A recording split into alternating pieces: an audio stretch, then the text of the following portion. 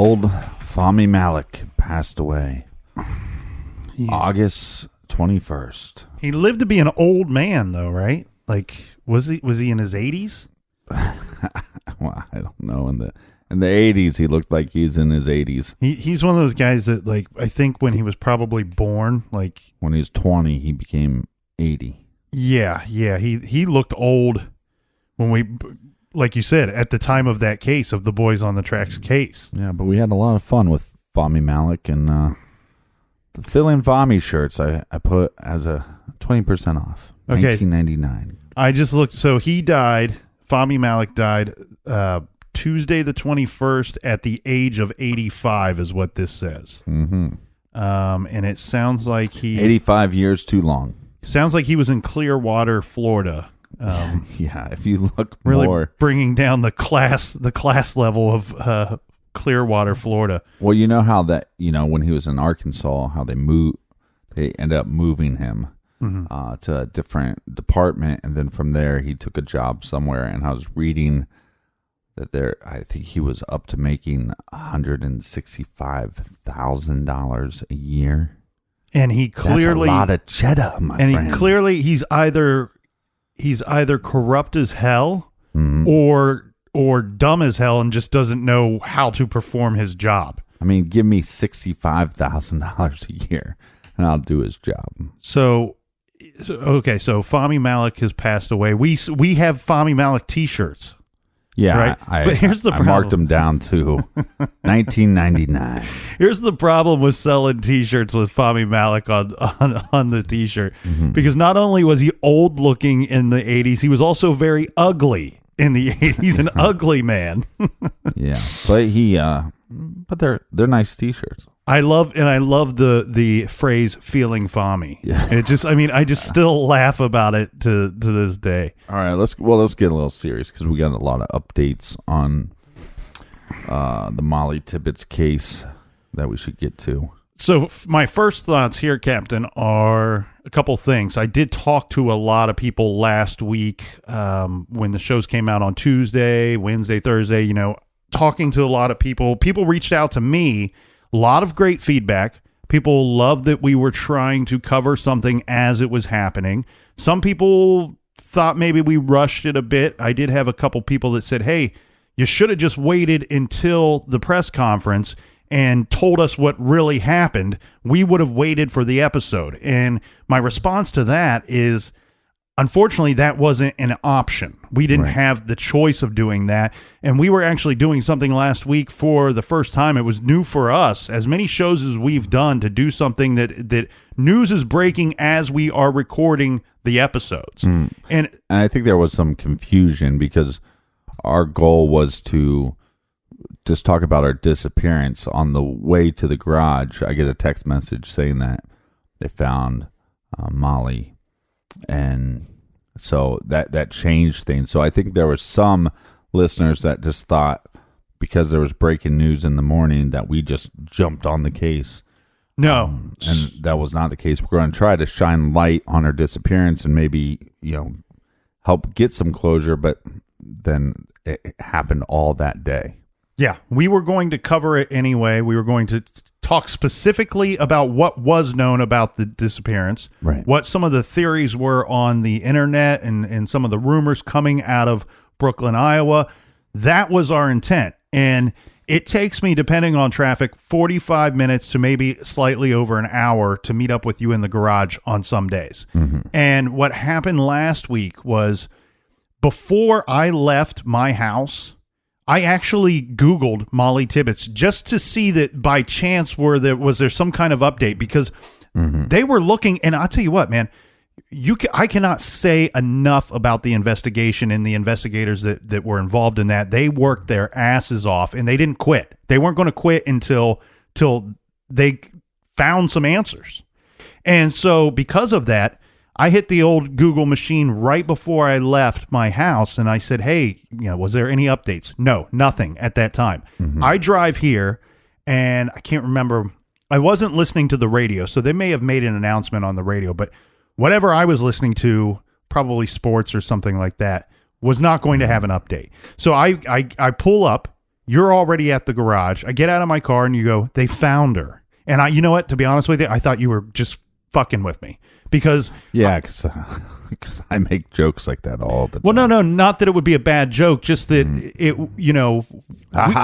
anytime. So when we select a case, okay, sometimes we select them weeks in advance. Sometimes we select them for next week. And with Mollie's case, it was in the news. We selected it for the next week. Yeah, and well, we also were getting hundreds of emails saying, bring attention to this case, please. It would have been straight up rude to the listeners had we not covered it because we received so just an outpour of people wanting to know more about the case and to keep it on everyone's mind. And so when we started, when we decided we were going to cover it, one thing that we kind of chatted about as we would talk about the case throughout the week was, they could find her at any moment. Right. There could be breaking news on this at any moment. We just need to be aware of that. We need to constantly remind ourselves to check and check and check and check. And that's why what I mean is that I thought you were messing with me. I thought because that's where our last conversation was. And I pull up and the reason too, I had just checked before I left my house. You're like, right. And they found her. And I'm like, really? When? I gave you one of those little attitude. Really? When? Right. And the tough thing here too is there was a lot of, I believe her father is a, very intelligent man. And he had a gut feeling that she was alive and that somebody took her. And I kept thinking, well, maybe it's going to be a good scenario where they do find her within that time frame of us researching the case, but that she's alive. And then when we get the sad news that she's found dead, it just kind of changed everything for our show, and we just try to do the best we can. And again, one of the reasons why we can't wait is we have a schedule that we committed to, and that's how we're able to have advertisers, and they're able to fund the show so people can listen for free. So, well, essentially, so just so everybody understands, this most simple way to break this down is we were punting. We weren't drawing up plays and calling them. We were punting. We were adapting to a situation that was, it was a tough one to be in, and not because of the podcast, but because of we're getting breaking news, and it's not news that we want to hear. It's sad news. Well, let's get to what we do know now. Okay. So there was an individual that was arrested. Okay. And we learned this from the press conference. And the thing that's so interesting to me here, Captain, two things that I saw in this investigation that you don't see in every single investigation. One, the police worked incredibly hard on this, and it seemed like they were all one front. It was all one group working in unison together. They were going to get this thing and solve this thing as soon as possible. The other thing that was interesting, we talked about the community of only 1,400 people. First thing I noticed in the press conference was how many times they being law enforcement, said, this community helped us solve this case. This community was involved in this investigation. Right. Everybody that knew anything or thought they saw anything, they were coming forward. And then there was also anybody that was coming forward that had any video footage was coming forward and submitting that video footage, or any store that they asked for video footage, they were receiving that with no fight back at all. Where sometimes people will say, we don't have to give you our surveillance footage until you get a warrant for it. And when we were trying to put together the episodes, you heard us there. We took a break because we thought we had the name of the individual that was arrested. It turns out that man was not arrested, as far as I know. No, and he actually possibly was one of the guys that helped get video footage. Right. He may have had some kind of, we talk about different security systems here on our program from time to time. You can have these that are set up to have video surveillance. And he may have had just that and offering that up. And that may be where his name came from. Yeah, and we got that. We were recording live, and a very credible source that I talk about a lot on the show, my buddy Morgan, was giving us the information. He was the individual that texted me earlier on my way to the garage saying that they found her. So he is a very credible source, and he was digging for information, thought that was the name, and it was misreported in the report he was reading to me. Mm-hmm. So that's how we got the name. And you want to talk about feeling like a dick nose. I mean, I'm going to feel like a dick nose forever for, having this individual associated with that he was arrested for her murder. Well, nobody deserves that. And I deepest apologies to him because, like we said, we were just going off the fly. Yeah. And Morgan, who was trying to help us out. Mm-hmm. I love that guy too, man, because he has apologized 1,000 times for, hey, and it's like, it was great to know that he was passionate about the case too, because he wasn't just going, oh, well, it happened. Wasn't just kind of brushing it off. He was over apologetic. And well, he's super passionate about the true crime community, True Crime Garage, True Crime listeners. So hopefully we get him on the show. I mean, he's been begging to be on a off the record show. He's been begging for it. If we ever sell out of Fahmy Malik shirts, then that will be next on our list. Morgan be on the show. So the man that was actually arrested in this case is 24-year-old Christian Riviera. Mm-hmm. And he is an illegal immigrant living in the Brooklyn, Iowa area. He had lived there. We're getting a little bit of sketchy news. And what I mean by that is because he was living and working there illegally, let's say off the books. Well, he was actually on the books. So where he worked, I actually believe that he worked at the pig farm. And he was a farmer. He worked farm land. I don't know for certain that it was the pig but remember how the pig farm became not a pig farm? Mm-hmm. The reports that I've seen said that it's part of that group. Okay. So that's why they would find some stuff, the red shirt. Mm-hmm. Maybe it was hers, maybe it wasn't, but they found some stuff in that area. And he gave false information to that employer. Right. So, but again, I think these employers need to do a little bit better of a job of researching that information that they're getting. I'm not going to pretend to have complete understanding of how that works, but from what I've read is that there's something called an e-verification process. Right.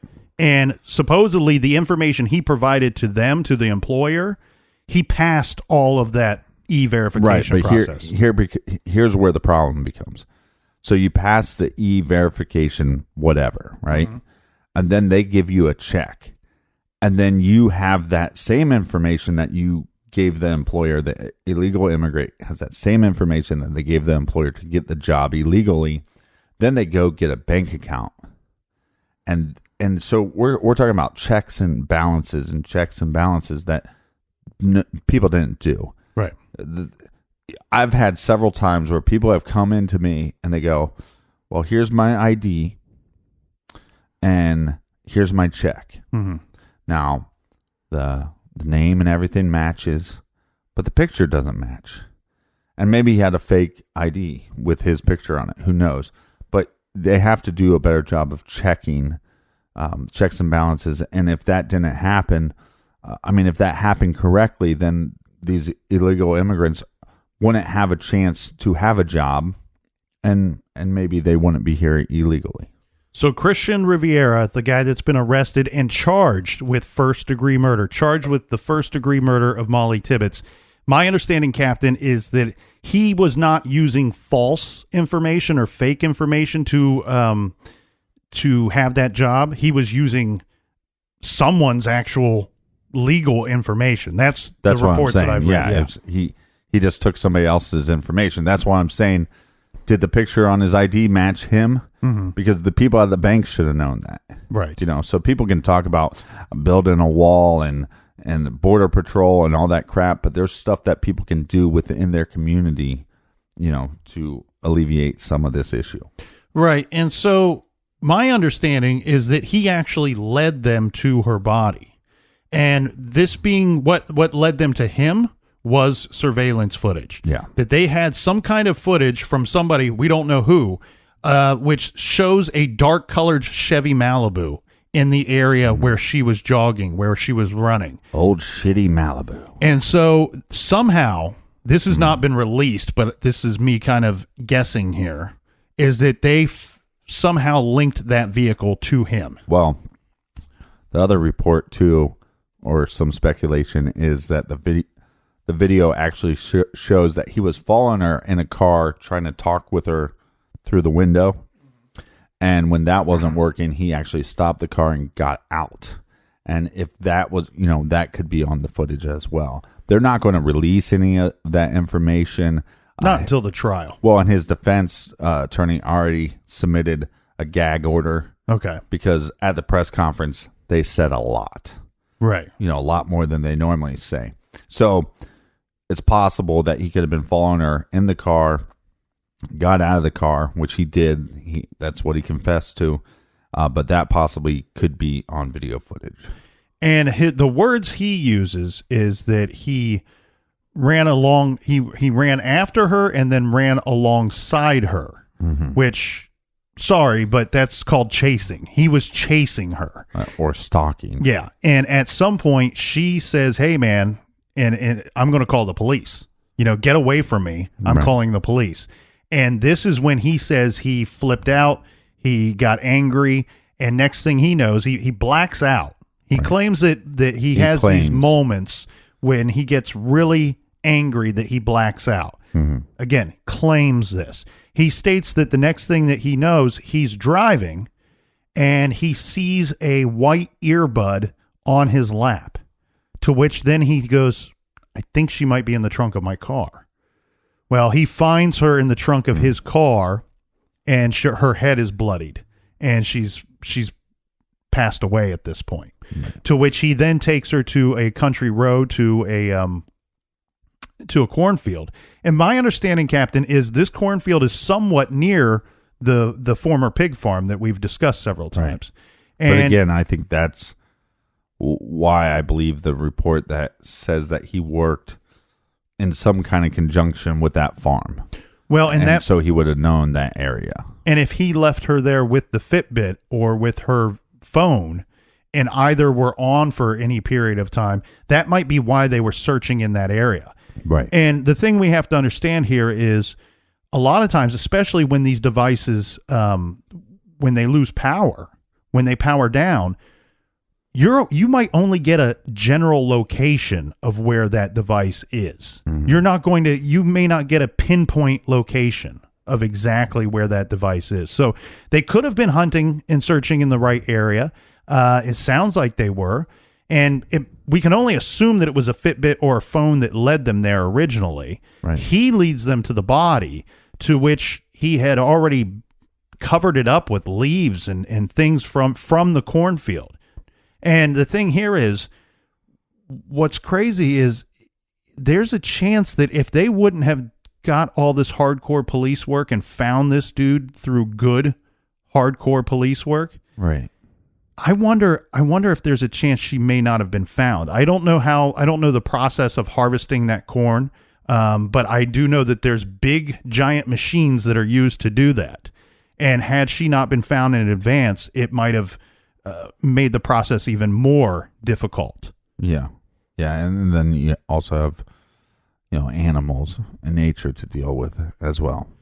And you know what? We've heard this crap before from some of these guys that say, hey, I blacked out. And I think that's bullshit. Right. And here's what it is, in my opinion, is that during the course of this time frame that he claims to have been blacked out, he did things that he is embarrassed of.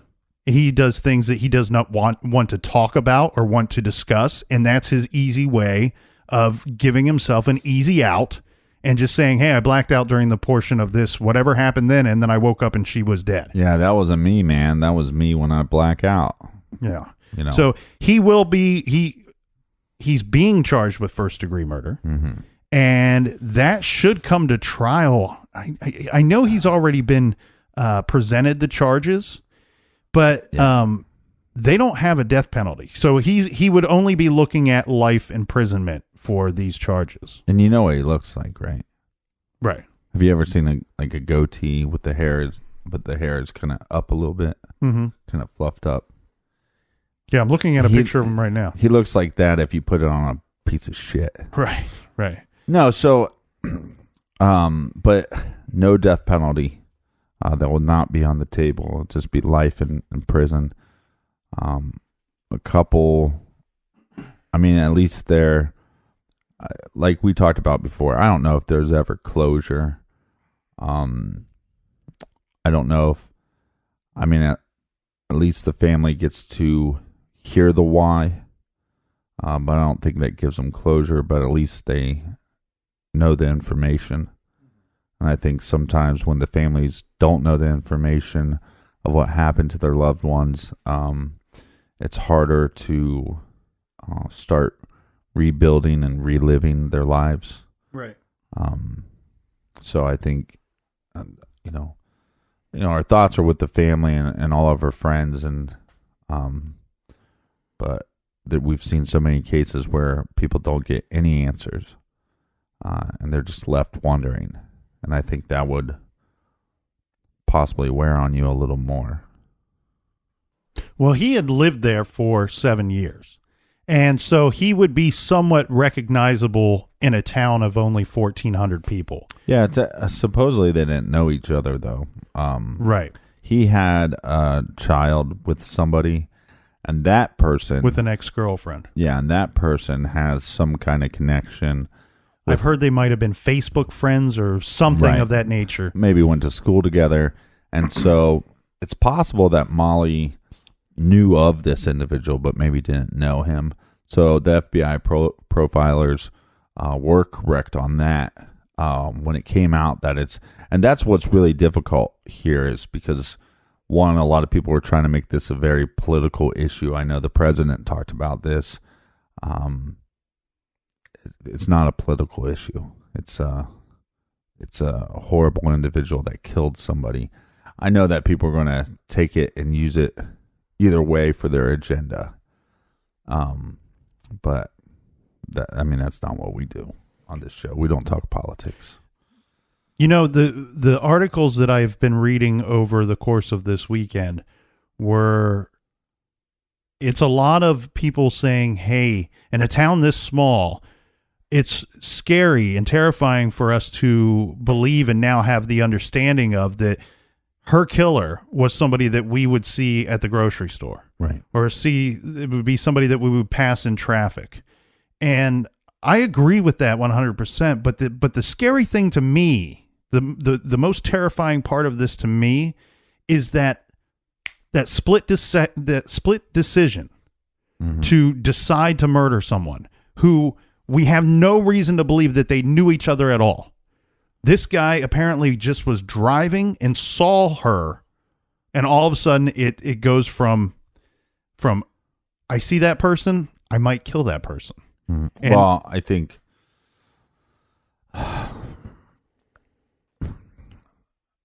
like I said, everybody's arguing, the illegal immigrant issue. It is a fact that if, he technically wasn't supposed to be here. So therefore, if he wasn't here illegally, he never would have had the chance to murder Mollie. And that's true. And what I wonder is this individual did a lot to get a job, use fake information. He went to work afterwards. And I just wonder when she said, I'm going to call the cops, if that was the trigger, and if that becomes the motive.